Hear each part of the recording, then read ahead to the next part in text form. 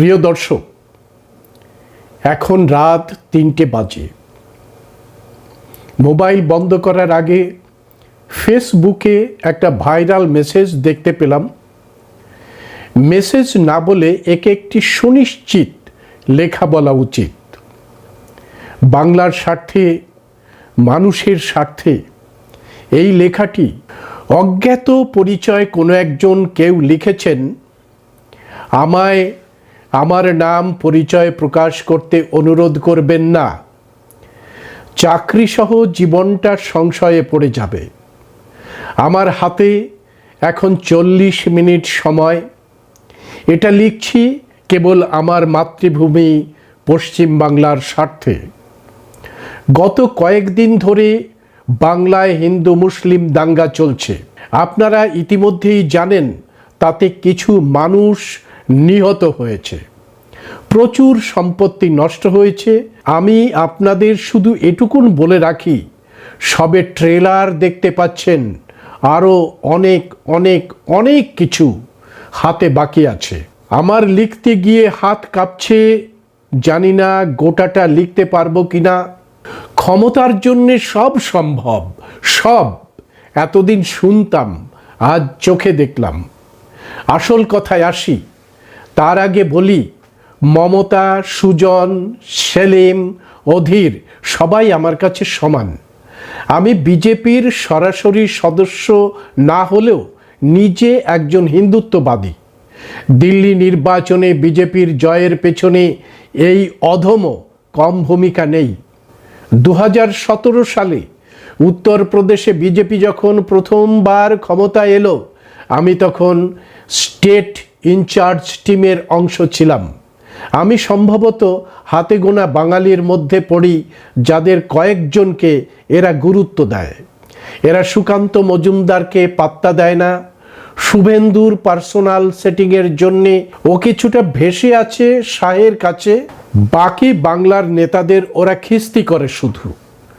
যতটুকু শুনেছি, মধ্যবঙ্গের একটা নতুন লোক আরএসএস থেকে আসছে তাড়াতাড়ি। যাই হোক, প্রথম দিলীপ, তারপরে শুভেন্দু, তারপরে সুকান্ত। ওরা মনে করে বাংলার নেতাদের অপদার্থতার জন্যেই বিজেপি বাংলা জিততে পারছে না। হেমন্ত বিশ্ব শর্মার মতো একজন নেতা এরা বাংলায় খুঁজছে। আসল কথার আগে এতগুলো কথা বলার একটাই কারণ, আমি বিরোধীদের লোক নই। পার্টি মেম্বারশিপ না নিয়েও যে বছরের পর বছর নিজের ব্যবসা সাইড রেখে পার্টিকে সার্ভিস দেয়, সে আর যাই হোক বেঈমান হতে পারে না। বাবরি মসজিদ ভাঙার সময় আমার বয়স 25-26 হবে। মসজিদের গম্বুজের মাথার উপরে উঠে নাচা ব্যক্তিদের মধ্যে এই অধম একজন। সিনিয়র সিটিজেন হওয়ার মুখে দাঁড়িয়েও বলতে পারি, peoples like me can sacrifice anything for ideology. এবার আসল কথা, বাংলার নেতাদের সম্পূর্ণ অকর্মণ্যতার কারণে ছোট বস নিজে এবার বাংলার দায়িত্ব নিয়েছেন। আমার এবং কয়েকজনের সাথে কদিন আগে ছোট বসের আত্মসহায়কের একটা মিটিং হয়েছে। ওরা এবার আমায় বাংলায় কাজে নামতে রিকোয়েস্ট করেছে। আমি ওদের থেকে প্ল্যান জানতে চাই এই দিন। আমায় বলেনি, हम वो ही बना रहा है, हो जाएगा तो बता देंगे, लेकिन इस बार लेके रहेंगे भेंचोत। ওর ভাবভঙ্গিতে একটা আগ্রাসন ছিল। ওর এই রিয়াকশন মানে ওর বসের আরও কতটা। আমার ভালো লাগলো যে ফাইনালি বাংলা নিয়ে এরা সিরিয়াস হয়েছে। যাই হোক, তো সেদিন আমরা চলে এলাম। দিন 17-18 পরে আমি যখন আমার শালার ছেলের পৈতে অনুষ্ঠানে রাত্রি 1টা নাগাদ ফেস টাইমে কল করলো, বলল কালকেই যেতে হবে, একসাথে বসবে, কিন্তু সেদিনের সবাই থাকবে না, only 7 man will be there. পরের দিন অ্যাড্রেস মেসেজ এলো, নয়ডার একটা 5তলা হোটেলে সুইট রুম। গেলাম, পুরোটা শুনলাম। হঠাৎ মিটিংয়ের শেষে ওর ফোনে ছোট বসের কল। ওর ফোন স্পিকার করলো।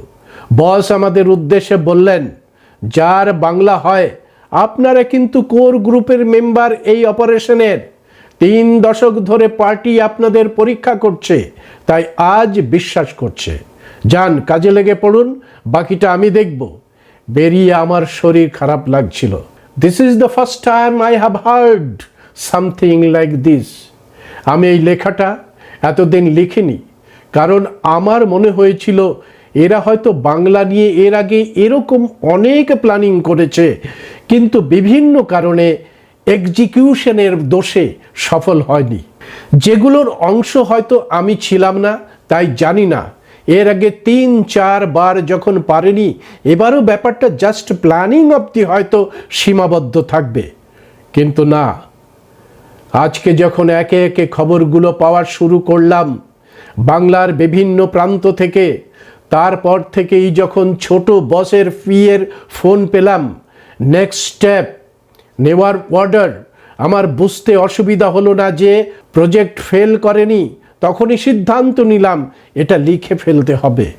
আজকে সকালে টেলিকম কোম্পানিতে কাজ করা বন্ধুকে ধরে বিনা ডকুমেন্টের সিম নিয়েছি, একটা নতুন ফোন নিয়েছি, শুধু এই লেখাটা লিখে আমার জীবনের সবচেয়ে বিশ্বস্ত বন্ধুকে পাঠাবো বলে।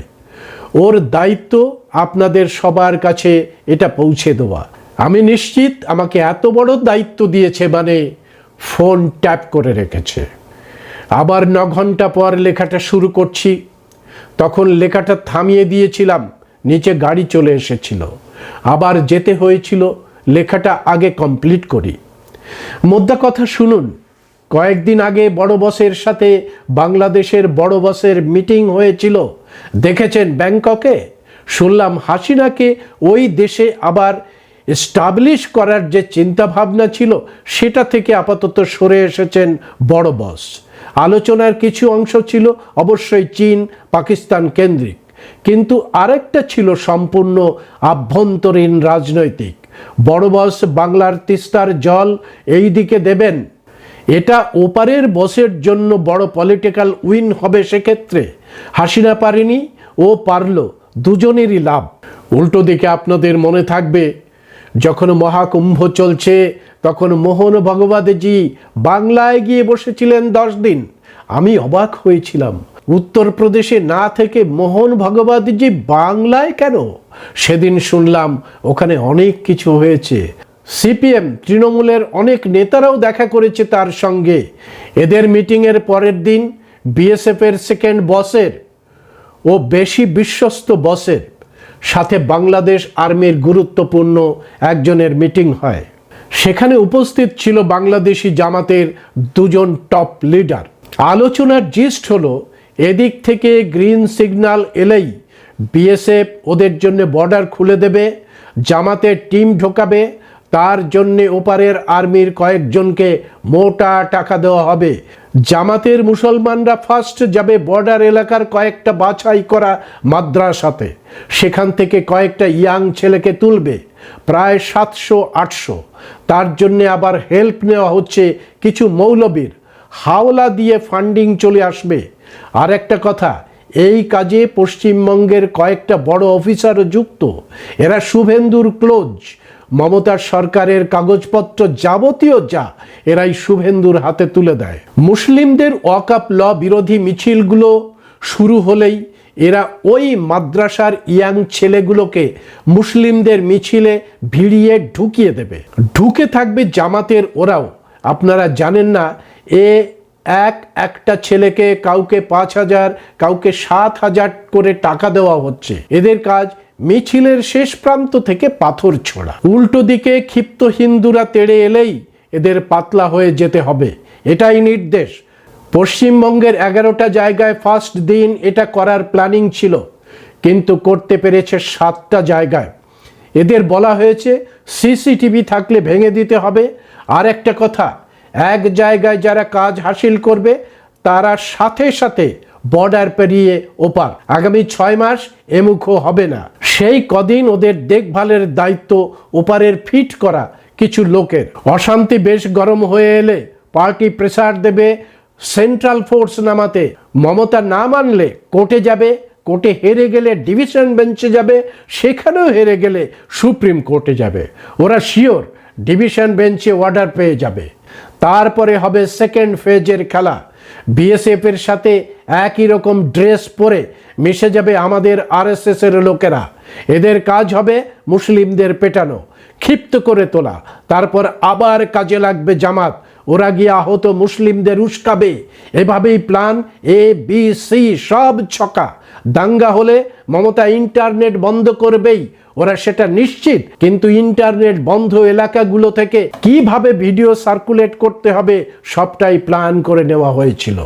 যেমন মুর্শিদাবাদ নিয়ে প্ল্যানিং হয়েছিল, সেখানে অশান্তির ভিডিও একেবারে অনেকগুলো রেকর্ডিং করে স্টোর করে কিছুটা এগিয়ে চলে যেতে হবে নদিয়া জেলা, আমাদের স্ট্রং বেল্ট, সেখানে ইন্টারনেটও খোলা।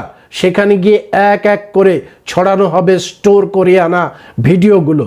এরকমই অনেক খুঁটিনাটি আলোচনা। এতটুকু অবধি আমার কোনো অসুবিধা ছিল না। আমি নিজেও বহুদিন থেকে চাই মমতা সরুক, বিজেপি একবার অন্তত বাংলায় আসুক, আমার যুব বয়সের স্বপ্ন। তার জন্যে আঙুল একটু বাঁকা হলেও হোক, কিন্তু দুটো ব্যাপার মেনে নিতে পারছি না। এক, বাংলাদেশের জামাত আর আসাউদ্দিন ওয়েসির মিমের সাহায্য নেওয়া। কেন আমরা এসব মোল্লাদের সাহায্য নেব? আমাদের প্রচুর ফান্ডিং এমনিতেই মিমে যায় বিভিন্ন রাজ্যে ভোটের আগে, কিন্তু মিমকে এই রাজ্যে টানবো কেন? এই সব করতে গিয়ে ওরা যদি একবার এই রাজ্যে জমিয়ে বসে কি হবে বুঝতে পারছেন? কালচার বলে কিছু থাকবে না। আর দ্বিতীয় খারাপ লাগার বিষয়টা শুনলাম একদম লাস্টে, ছোট বসের পিয়ের সাথে সেদিনে মিটিংয়ের শেষ অংশটা শুনে আমি আর নিতে পারিনি। আমরা শুধু জেতার জন্য হিন্দু মারব, জেনে শুনে। হোয়াট দ্য হেল, ওদের কি দোষ? প্ল্যান হলো যখন কোনো এলাকা এভাবে দাঙ্গায় ব্যস্ত থাকবে তখন চুপচাপ গিয়ে কয়েকটি মার্ডার করে দিতে হবে। হিন্দু বডি চাই। বারবার বলা হলো মুসলিম যেন না মরে, মুসলিম মরলে আবার শীতলকুচির মতো অবস্থা হয়ে যাবে, সব মুসলিম ভোট মমতার দিকে এককাট্টা হয়ে যাবে। সেটা পার্টি চাইছে না, কিন্তু পার্টির মিনিমাম 7-8খানা হিন্দু বডি চাই। তার মধ্যে মিনিমাম হাফ বডি হবে মহিলার বডি, কারণ ওটা দেখিয়ে সন্দেশখালির কায়দায় লক্ষ্মীর ভাণ্ডারের বিরুদ্ধে ক্যাম্পেইন চালানো হবে, যার মূল মন্ত্র হবে তোমরা লক্ষ্মীর ভাণ্ডারের জন্যে ভোট দিচ্ছ আর ওরা তোমার লক্ষ্মীকেই মেরে দিয়ে চলে যাচ্ছে। এইটা শোনার পর আমার খুবই খারাপ লাগছিল। মিটিং ছেড়ে বেরিয়ে আমার রীতিমতো শ্বাসকষ্ট হচ্ছিল। নিজেকে জিজ্ঞাসা করেছিলাম, শুধু ক্ষমতা দখলের আশায় এই মহাপাপের সাথে যুক্ত হওয়াটা কি ঠিক হবে? ওরা তো নিরীহ হিন্দু, ওদের মধ্যে হয়তো কেউ কেউ আমাদের ভোট দেয়, ওদেরই মারবো নিজেদের রাস্তা সাফ করতে।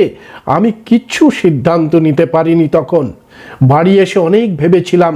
তারপর আর কোনো কমিউনিকেশন ছিল না কদিন, যদিও ওরাও আর কিছু বলেনি পরে।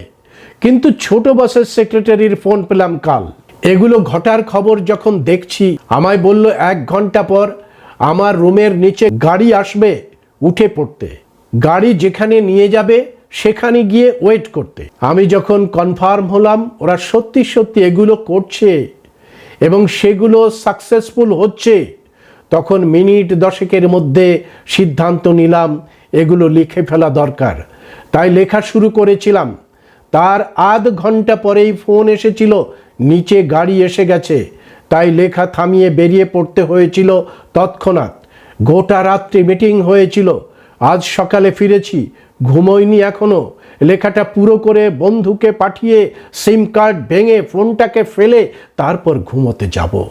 গতকালকের মিটিংয়ে আমাকে কি দায়িত্ব দেওয়া হয়েছে সেটা আমি আপনাদের বলতে পারবো না, কারণ এটা লিখলেই আমি চিহ্নিত হয়ে যাব। এতটুকুন ঘটনা আপনাদের লিখতে পারলাম কারণ আমার মতো আরও 6 জন এই গোটা প্ল্যানিং প্রসেসের সঙ্গে যুক্ত, যার মধ্যে 4 জনই বাঙালি। ফলে আমি একা সন্দেহের তালিকায় থাকব না। আমি এই মেসেজটা যখন লিখছি তখন পর্যন্ত 2 জনের মৃত্যু খবর পেয়েছি। 2 জনেই মুসলিম। ওরা চায়নি মুসলিম মরুক, কিন্তু মরেছে। জানি না মমতা এটাকে কিভাবে ব্যবহার করবে, কিন্তু এখনো পর্যন্ত কোনো হিন্দুর মৃত্যুর খবর পাইনি। আমি জানি না আপনি ঠিক কবে কখন এই মেসেজটা পড়ছেন, আদৌ আমার এই মেসেজটা সঠিক সময়ে আপনাদের কাছে পৌঁছবে কিনা আমি জানি না। আমি এটাও জানি না ওদের সন্দেহের তীর শেষমেশ আমার বুকে বিদ্ধ হবে কিনা। ভয় পাচ্ছি না সে কথাও আপনাদের বলবো না। যারা ক্ষমতার জন্য নিরীহ হিন্দুদের মারার ছক কষার আগে দুবার ভাবে না, তাদের কাছে আমি তো হাতের ময়লা। যদি ধরতে পারে আমার ব্যবসা, প্রাণ, পরিবার সবটাই শেষ হয়ে যাবে। তবে আমি এটুকু আপনাদের বলছি, এই মেসেজ ভাইরাল হওয়ার পর যদি আমি টের পাই আমায় মেরে ফেলা হতে পারে, তাহলে আমি আমার এই বন্ধুর কাছে কয়েকটা কল রেকর্ডিং জমা দিয়ে মরব। ওকে বলা থাকবে, যদি শুনিস অপঘাতে আমি মরেছি তাহলে সাথে সাথেই এই অডিও রেকর্ডিংগুলো ভাইরাল করে দিবি। ওতে স্বয়ং ছোট বসের ইনস্ট্রাকশন রয়েছে। আমার এই মেসেজের উদ্দেশ্য, আমার জন্মভূমির হিন্দুরা, আমি নিজে মুসলিম ঘৃণা করি, কিন্তু আরও বেশি ঘৃণা করতে শুরু করেছি তাদের যারা তোমাদের বন্ধু সেজে তোমাদের মারার প্ল্যানিং করছে। বাংলার হিন্দুরা একটু সাবধানে থেকো। ওরা কিন্তু আগামী 6 মাসের মধ্যে যে ছক কষছে, ওদের হাব ভাবে যেটুকুন বুঝেছি আরও বড় বড় চিন্তা ভাবনা ওদের আছে। আমার এই মেসেজ যদি মমতা সরকারের কারো কাছে যায় তাহলে তাদের বলবো, মমতাকে বোঝান ওর প্রতি আমার কোনো ভালোবাসা নেই, কিন্তু ও যদি স্ট্রংলি ব্যাপারটাকে নিয়ন্ত্রণ না করে তাহলে সর্বনাশ হয়ে যাবে। আমি চাই মমতা আমার হিন্দু ভাইদের বাঁচাক। বাকি কে মরলো আমার জানার দরকার নেই। ছোট বদ যে কি জিনিস ও জানে না। শুধু বাংলার সর্বনাশ হবে, ওর রাজনৈতিক সর্বনাশও হয়ে যাবে। নিজের স্বার্থে অন্তত হিন্দুগুলোকে বাঁচাক, এটা ওকে বোঝান আপনারা। আর বাঙালি হিন্দুদের বলছি, অটলজি এমনটা ছিলেন না। উনি সত্যি সত্যি হিন্দুদের কষ্টে কষ্ট পেতেন। নেহাত আদর্শটা রক্তের সঙ্গে মিশে গেছে বলে বদলে যেতে পারি না।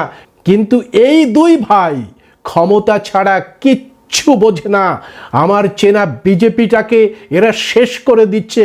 প্লিজ আগামী 6 মাস আপনারা আপনাদের বাংলাকে বাঁচান।